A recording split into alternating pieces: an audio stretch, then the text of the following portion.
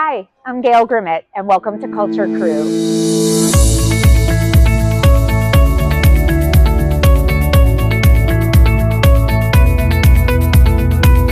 Hi, everyone.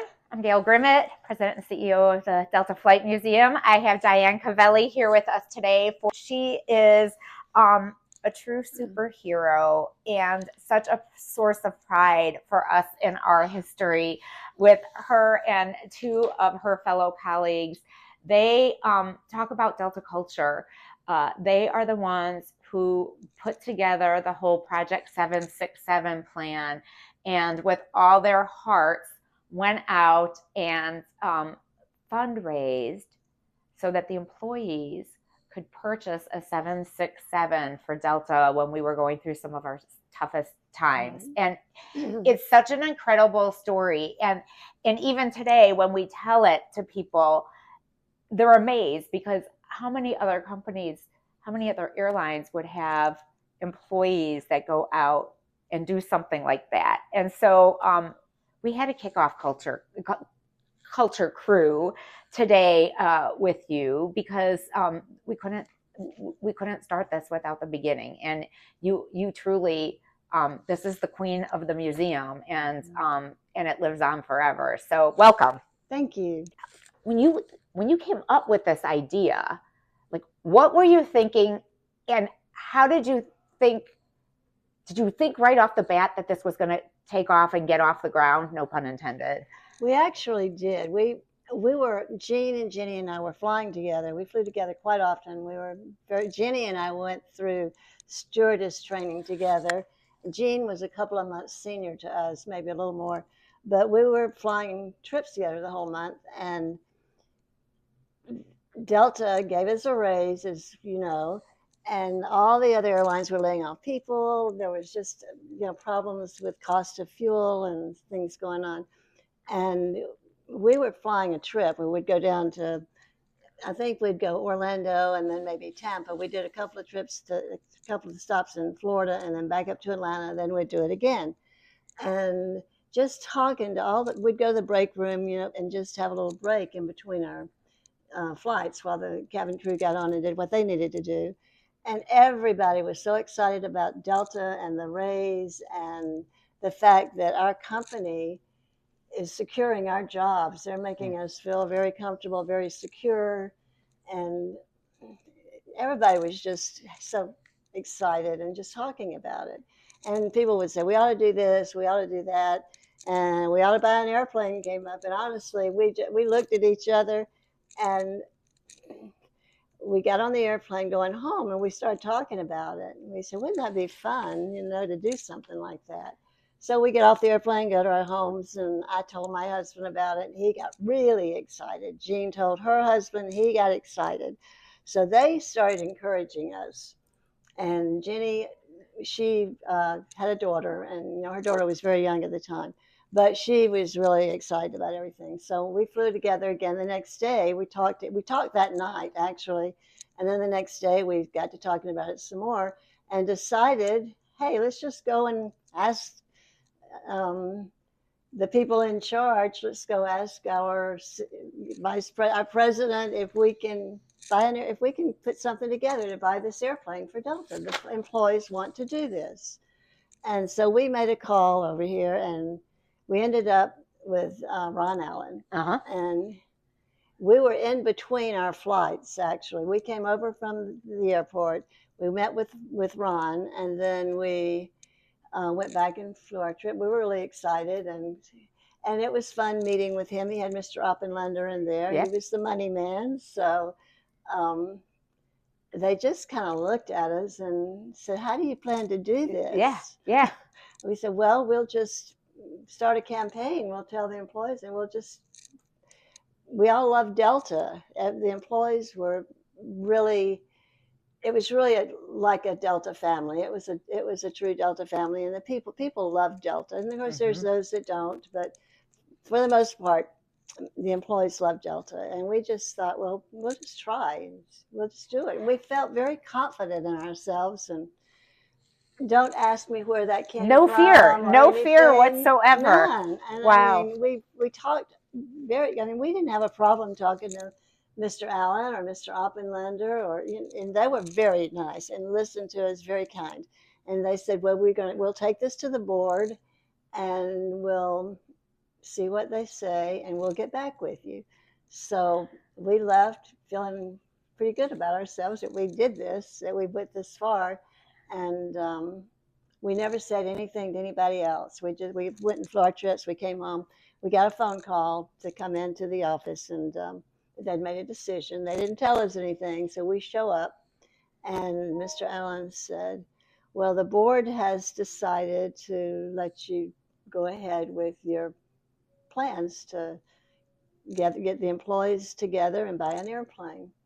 And we said, "Oh, that's wonderful." And they said, "Well, we're going to show you your office." So they took us down, and this was, of course, over. Oh, you got an office and everything. This is amazing. But Gail, we walk into this office. There's there's tables with nothing on it and telephones. And they said, "Okay, here you go." So we looked at each other and said, "Okay, well, first thing we need to do is to engage the employees." Yeah. So we had teletypes at the time. So a teletype went out. We wrote a little teletype about what we wanted to do and asked if there were volunteers that would like to come and help. That's crazy, by the way, because I was thinking about that as well as you were saying this. Like, how did you motivate it?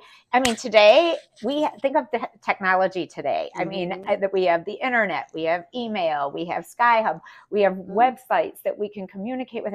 Like, none of that exists. You had teletypes. Like, that's about it, right? And so this teletype went out, and the telephone started ringing, and we're sitting there. We don't even have a notepad in front of us. We're just there. And we were given somebody that was a representative, well, from the general offices, that, you know, just to try to keep us out of trouble for anything we did.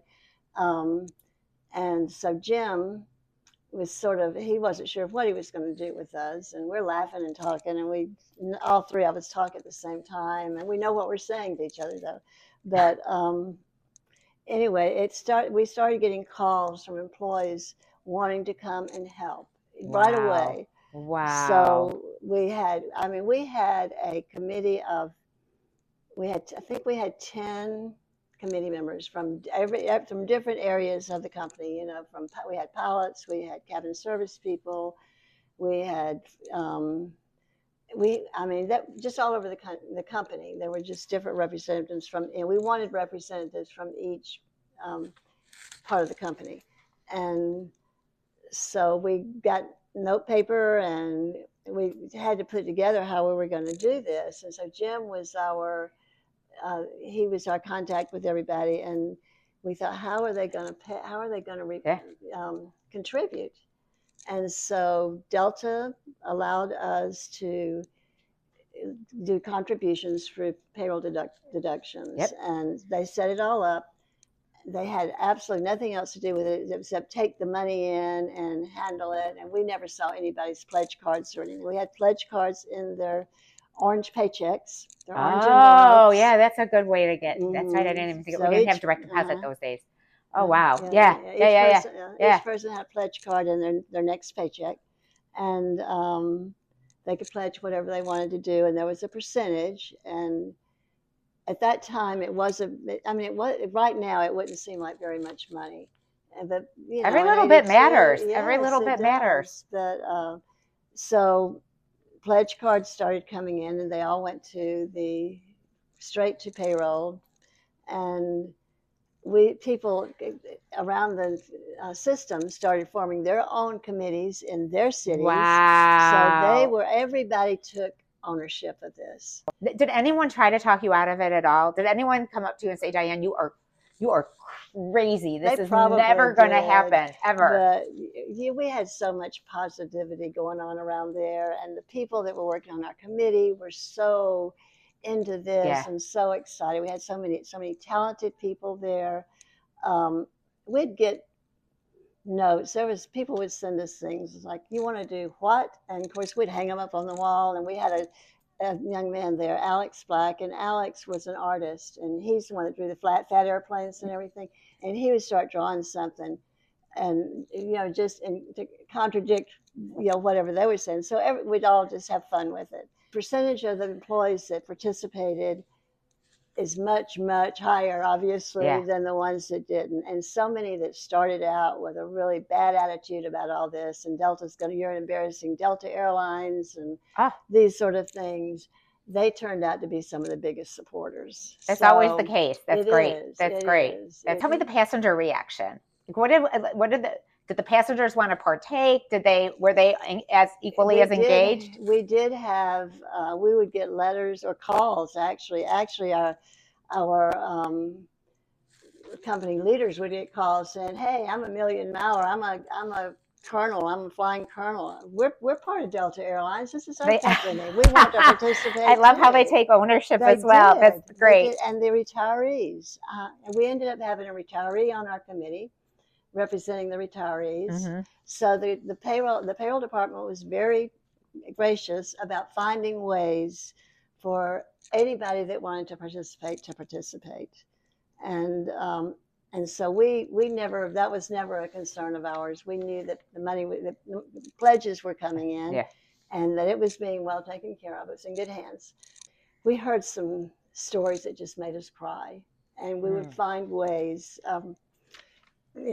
People would call and they'd just tell you their whole life story and about how hard things were for them right now. And I mean, we're talking a Delta employee, and how they wanted to be part of this, but they just couldn't afford it. Is there any way we can? And we would find a way. The payroll would find a way to, even if it was just $1. I mean, they were still part of it. Yeah. And those kind of stories just touched the heart. Really, really, really touched us. And we loved our passengers, our flying colonels, and they would just come bouncing into the office, say, "What's going on in here? How's our project going?" Oh, I mean, it was a whirlwind. I mean, I asked my mom. I had no idea what day of the week it was. I mean, all of a sudden, it was into September, and then it was December, and we're presenting this airplane. And then once it went into service, did you fly it? How often did you fly in it? I didn't actually fly the 767 very often. Really? I had started international flying. And so I was flying to Europe mostly. But the passengers, from what I understand, and Jenny and Jean, they didn't wander into the international field as early as I did. So they got to be on it more than I was. And the passengers were very impressed with it. They loved it. And passengers, they feel like the Delta Airlines is their airline. And so they would feel part of it. They still do today. I mean, that's the beautiful thing. I mean, what you started, that sentiment and that culture continues. It does. When you talk to those of us who started later at Delta, so I started in 1995, right? And you hear these stories, but in your mind, what do you think the spirit of Delta today symbolizes for Delta employees and for this generation and future generations? I think it symbolizes the love that we have for Delta from years back. Yeah. And everybody that participated in this project, that the hangar over the Tech Ops, that hangar was just shoulder to shoulder people. Yeah, it was. You see the pictures, and it's amazing. Yeah. So excited, and it just how people cared about each other, how you worked together, how we all came together to do this. And and it's funny because that culture, I think, what you started has continued. When you think about, like, we rise together every time there's some sort of challenge, right? So whether it was this or Keep Delta, My Delta, when we were going through the hostile takeover, or even more recently when we've had operational challenges, and you see all of us out there in the airports trying to help us recover, or deliver bags if we have to deliver bags.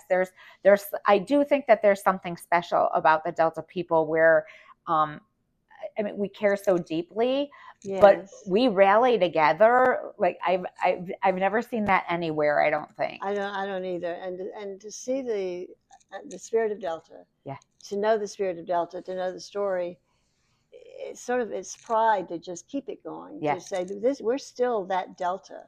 we still do things for each other. We still excel in so many things we do. Yeah. But I still am so amazed that you were able to rally a group of people that weren't all in one location, that were all around the globe, that all were able to get in on the communication and understand it. It just, to me, I think about that every day and think about you. There's a sense of appreciation for what you had to go through. Were there any moments that in your mind, I mean, it seemed to have taken off, but at any point in time, did you hit any kind of hiccup where you thought, oh, this might not come to fruition? I don't recall any. Gail, That's amazing. Honestly, if Yeah, yeah. I didn't personally, I don't think anybody else did either. I know Jean and I would talk to each other in the evenings and just thrilled with the way things were going. And like I say, there was some negative sent things that were sent to us or said to us or phone calls, and we just ignored them because we didn't have time for that. It wasn't part of our makeup. It wasn't part of anything we were doing, so we just ignored it. Sometimes that's the best, though. Sometimes ignorance, I mean, I always say sometimes, just a little ignorance goes a long way in terms of not paying attention to things. If you are so into what you're doing and you believe in it so much, there's no reason to try to convince somebody that's not. There's no reason to waste your time on it. Just, everybody makes their choices. That's fine. Okay, if that's the way you feel, that's okay. Yeah. As our employees come through here and the next generations, what would you want the takeaway to be as they see the spirit of Delta? I would want them to look at the spirit of Delta and say, wow, look at what they did years ago, and we still feel this way. It's still in the company, the company is still supporting us and staying strong and making sure that our jobs are secure. And to think that this is carried on from in 1982 is a long time ago for some people, that it's still carrying on throughout the years, that it's just, you see it and there's such pride in it because you are a Delta employee. Yeah.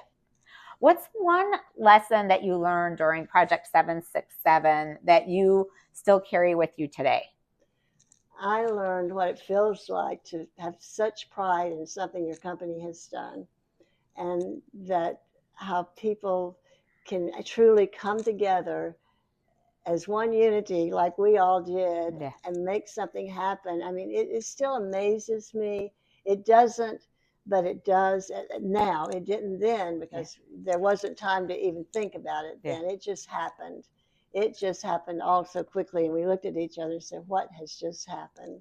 We were up on that stage with Mr. Garrett and doing all this, and everybody, we were all so excited. And I think every one of us were like, how in the world did we do this in 3 months? Amazing. But that's Delta. That's the Delta people. Yeah. That's the way. That's the reason it was able to happen.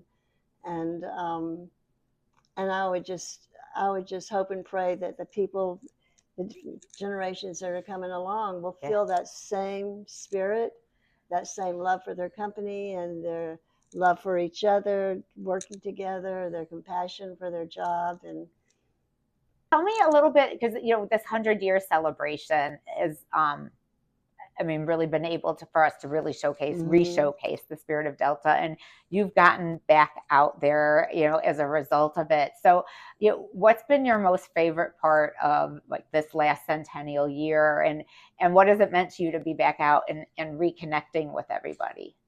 It's been really exciting. It's been, I was nervous about it a little bit, but everybody has just been so kind and so nice, but it makes me feel really good that the spirit is still alive, and not only in the airplane but in the company. I love that there's still an open door policy at Delta. Always. That that the company listens to the people, listens to the employees. And so it's been a real, being back a little bit in the company, it's really reinforced how I felt when I was an employee, and realize it's still that way. And that's just been wonderful. It's Yeah, the parties have been fun. They've been exciting. It's meeting new people. Yeah. I've met so mmany new people, and it's really been a lot of fun.